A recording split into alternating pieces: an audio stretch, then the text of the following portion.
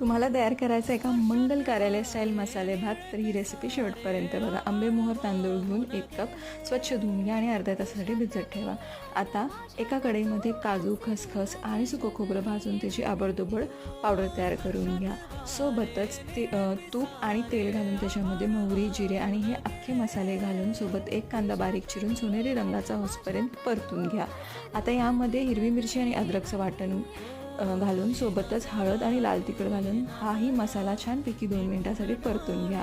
आता यात सगळ्या भाज्या घालून सोबतच धण्याची पूड, गोडा मसाला, गरम मसाला हे सगळं घालून व्यवस्थित 5 मिनिटांसाठी परतून घ्या आणि काजूची पेस्टही घालून घ्या.